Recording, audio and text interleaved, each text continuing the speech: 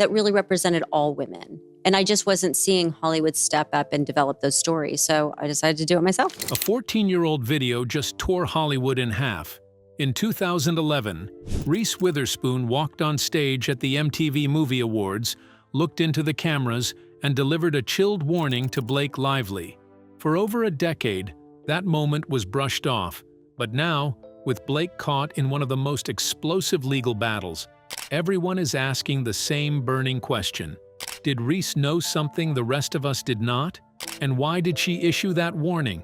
Join us as we pull back the curtain on a Hollywood feud that has been years, possibly decades, in the making. The night Reese took the stage and shook a room. June 2011 was just another MTV Movie Awards night, which usually means a bunch of industry people sitting around patting each other on the back. Reese Witherspoon was there to grab the Generation Award, basically a big trophy the network uses to prove she's still a big deal. The room was stuffed with Hollywood's elite while cameras captured every single rehearsed moment. Blake Lively and Ryan Reynolds were reportedly tucked away in the audience too. This was during the early days of their relationship, back when the public couldn't get enough of their supposed fairy tale romance. The fallout from what happened next stayed hidden for over 10 years.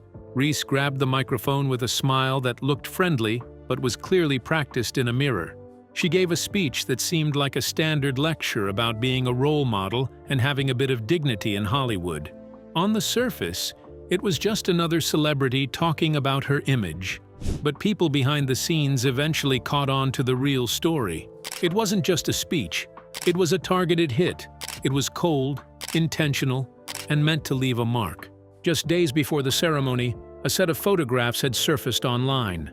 The photos allegedly showed a blonde actress in a deeply compromising position, the images appearing on celebrity blogger Perez Hilton's website and spreading rapidly across the internet. Blake's team responded immediately and forcefully, telling the press that the images were 100% fake and that Blake had never taken photographs like that of herself. The statement was firm, but the rumor had already caught fire. And allegedly, Reese was watching every single development very closely. At the podium, Reese told the room that it was possible to make it in Hollywood without doing a reality show. She said that when she came up in the business, if you made a certain kind of tape, you were embarrassed, and you hid it under your bed. She said if you took certain kinds of pictures of yourself on your cell phone, you hid your face from the camera. The crowd laughed because it felt like broad Hollywood commentary. But some people in that room understood it was not broad at all. Reese's team hurried to tell reporters that the speech had nothing to do with Blake Lively. That denial happened fast. But people behind the scenes have been whispering a much different story for years. Now, over a decade later, the world is watching Blake struggle through a federal court case, and the internet has already reached a verdict. That old video is everywhere again. It didn't go viral because it was new. It blew up because everyone finally thinks they know what she was actually talking about. If the speech was really just a general statement about Hollywood values, then why does the timing feel so precise, so pointed, and so impossible to ignore? A rivalry. Nobody admitted out loud. On paper, Reese Witherspoon and Blake Lively were basically the same person. They were both blonde. They both got rich playing the sweet, relatable girl that everyone is supposed to love. They both managed to stop just acting and started running the show as business moguls, which is a trick most people in Hollywood can't pull off. Their high-profile marriages were constantly all over the news and the red carpets for years. By every possible metric, they were competing for the exact same spot in the industry. Hollywood is a tiny town where nobody ever forgets a grudge. In a place like that, being similar to someone else usually just makes you enemies. It creates a kind of competition that is sharp enough to cut right through those fake red carpet smiles. People who actually know what happens behind the scenes say Reese never liked Blake. One industry source said Reese just never bothered with her at all. The same source claimed Blake got a reputation for being cold and rude to people Reese actually liked. Apparently, Reese is not the type of person to let that kind of behavior slide. The rivalry reportedly had a significant business dimension as well.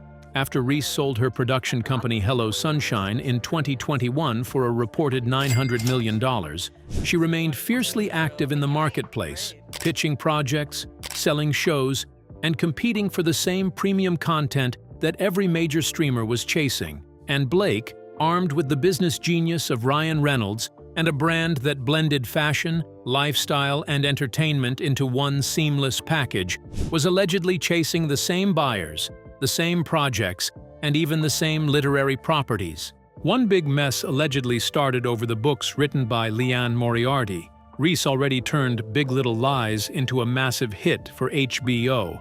That show won every award possible and basically changed the game for everyone involved. It was a huge win. Then rumors started that Blake was trying to grab another one of Moriarty's books, The Husband's Secret. People who know the situation say Reese was definitely not happy about it. One person behind the scenes said Reese had a very short way of describing the situation. Apparently, she just doesn't like copycats. And then there was Taylor Swift. Blake's friendship with Taylor has always been one of the most visible and loudly celebrated friendships in entertainment. Taylor Swift, by 2024, had become arguably the most powerful single figure in popular culture on the planet. Being in her inner circle meant something. It opened doors, it generated goodwill, and it provided a layer of cultural armor that almost nothing else could replicate. And Reese, who had built her entire empire on her own back without that kind of social protection, was reportedly watching that dynamic with interest. But the real question is, when did a cold professional rivalry quietly transform into something far more dangerous for Blake's reputation and her entire career? The cracks running underneath it. For years, Blake Lively was the kind of celebrity that the entertainment industry held up as a success story with no asterisks. She had the looks of a classic movie star. She had the wit to back it up in interviews. She had a marriage to Ryan Reynolds that seemed to be built on genuine mutual admiration, inside jokes, and the kind of effortless chemistry that publicists spend entire careers trying to manufacture. She was, by the carefully managed standards of modern celebrity, completely perfect. But behind the sheen of that perfect image, a different story was allegedly forming. Multiple industry insiders, speaking anonymously to entertainment reporters over the past 2 years, have described a version of Blake that looked nothing like the charming, self-deprecating woman the public had come to adore. Words like difficult, calculating, and cold surfaced repeatedly in conversations that her PR team never had the chance to get ahead of. One unnamed longtime producer reportedly told journalists that Blake operated with a very clear sense of who was useful to her and who was not. If you were not useful, you allegedly did not exist. These rumors circulated in closed rooms and private conversations for a long time without breaking into the mainstream. In Hollywood, reputation management is genuinely a full-time industry with serious professionals, significant budgets, and a deep understanding of how to keep certain stories from ever reaching the light. Blake's team had always been good at this. The image held. Until It Ends With Us arrived in cinemas in August 2024, and the dam broke in a way that nobody could have predicted or controlled. The film was a Colleen Hoover adaptation about violence at home and the complicated dynamics of relationships. It was a serious subject. It demanded a serious promotional approach. But what audiences and journalists witnessed during the press tour was something that felt startlingly disconnected from that seriousness. Blake's social media posts, cocktail branding tie-ins, and breezy interview energy struck a significant portion of the viewing public as tone-deaf. The internet pushed back hard and fast, and unlike previous moments of backlash, this one did not dissipate. The promotional chaos was the visible part of the problem. The invisible part, as the world would soon discover, was far worse. On set, allegedly, a conflict had been building between Blake and director Justin Baldoni that had nothing to do with the finished film and everything to do with what reportedly happened during the making of it. The picture that Colleen Hoover would later describe as almost embarrassing to have her name attached to had been made inside what Blake's legal team would describe as a hostile and deeply unsafe working environment. And the woman who had allegedly been watching all of it unfold from a careful, deliberate distance apparently felt no particular urgency to step forward and ride to Blake's defense when the storm finally hit. The lawsuit that blew the roof off an entire industry.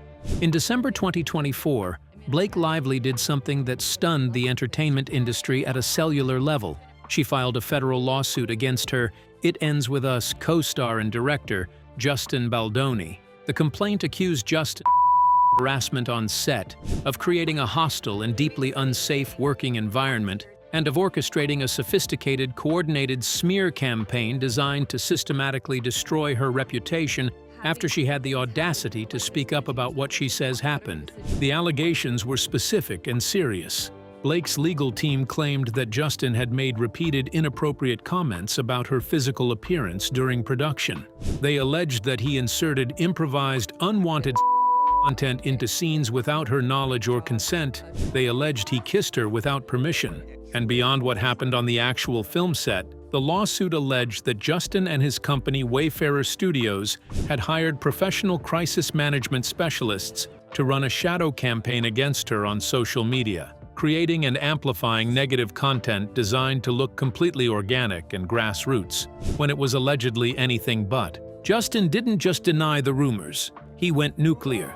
In January 2025, he slapped Blake and Ryan Reynolds with a $400 million defamation lawsuit. He didn't stop there either. He sued the New York Times, claiming they worked directly with Blake's team to make him look like a monster, using leaked, one-sided texts. The whole mess dragged in Taylor Swift's private messages and the entire Deadpool brand. It exposed how the Hollywood PR machine actually works. Everyone was obsessed with the disaster. The fallout from the initial filings was swift and severe on Justin's side. He was dropped by his talent agency, WME, the same agency that represents both Blake and Ryan Reynolds. His Voices of Solidarity award from a major nonprofit was stripped from him. His production company's co-founder Steve Sarowitz eventually shut down his entire charitable organization. Multiple lawsuits spiraled outward from the original case, pulling in Justin's crisis PR agents, celebrity blogger Perez Hilton, and insurance companies arguing over who was responsible for covering the costs of the whole disaster. But Blake's side was not without its own complications. Public opinion, which had initially swung heavily in her favor when the lawsuit was first filed, began to shift as more information emerged from court documents. The detailed revelations about how the press tour had been coordinated, about conversations between Blake's team and journalists, about the layers of strategy that sat beneath what the public was seeing, made the picture significantly messier and more contested for everyone watching. In April 2026, a federal judge basically ripped the heart out of Blake's lawsuit against Justin. Most of her claims got tossed, including conduct allegations. The court decided that since she was technically an independent contractor and not an actual employee, federal employment laws didn't really apply to her. It is a nice little legal loophole that says the rules change depending on how your paycheck is labeled. Only 3 claims managed to survive the cut, and they were headed for a jury trial on May 18th. But then, just 2 weeks before the courtroom doors were supposed to open, came the plot twist that changed everything and left Hollywood scrambling to understand what had just happened. The most calculated exit in Hollywood. On May 4, 2026, just 14 days before the trial was set to begin, Blake Lively and Justin Baldoni reached a settlement. The terms were not disclosed to the public and may never be. No one admitted wrongdoing. No one accepted responsibility. The joint statement released by both legal teams was measured, careful, and artfully said almost nothing beyond the observation that "it ends with us" was a source of pride for everyone involved, and that all parties hoped to move forward constructively and in peace. The settlement itself was notable, but what happened immediately after it was announced was the moment that defined the entire story. Just hours after the deal was signed, Blake Lively walked the red carpet at the 2026 Met Gala in New York City. She arrived with a smile that was photographed from every possible angle. She posed. She worked the carpet with the ease of someone who had been doing this for 20 years, which she had. She looked like a woman who had just closed the most exhausting chapter of her professional life and stepped back into the spotlight without missing a single beat. The images spread instantly across every social media platform. Some people interpreted the appearance as a display of genuine strength and resilience. Others read it as an almost breathtaking act of strategic image management. What was not in dispute was the timing. A judge had thrown out 10 of her 13 original claims just weeks before the settlement. Justin's own $400 million defamation suit against her had been dismissed in June 2025. Both sides had taken real, measurable damage, but only one of them was photographed in couture on the steps of the Metropolitan Museum that night. While that lawsuit was falling apart, Reese Witherspoon was busy doing her usual thing. She just kept working. She stayed completely quiet about the drama and let her own projects do the talking. She announced a Legally Blonde prequel called Elle Was Finally Happening. She stayed focused with the kind of discipline you only get from building a $900 million empire. She clearly knows exactly when to open her mouth and when to keep it shut to stay on top. Both the warning from the stage in 2011 and the silence in 2025 and 2026 said exactly the same thing, and they said it without using a single additional word. Behind closed doors. The public version of this story, dramatic as it already is, represents only a fraction of what is apparently being said in private meetings, at industry dinners, and in messages exchanged between people who know both women well. Multiple entertainment insiders who have spoken to reporters over the past year have described a Hollywood community that is genuinely, and perhaps surprisingly, divided over Blake Lively.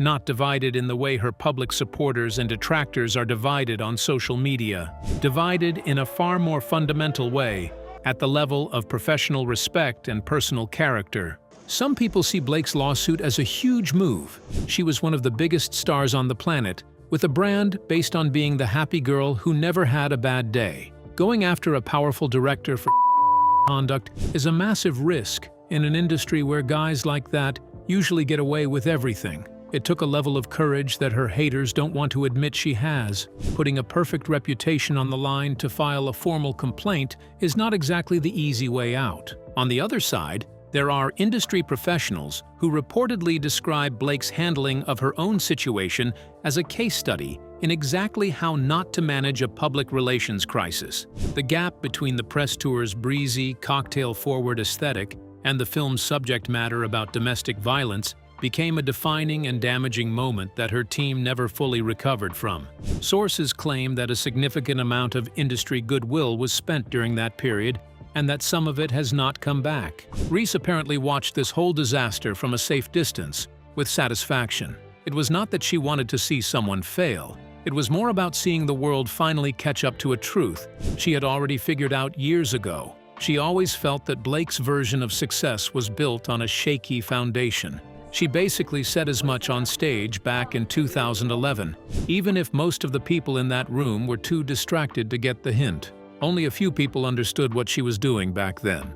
Now, that group is a lot bigger. In a place like Hollywood, where your reputation is the only thing that actually matters, that shift says more than any lawsuit ever could.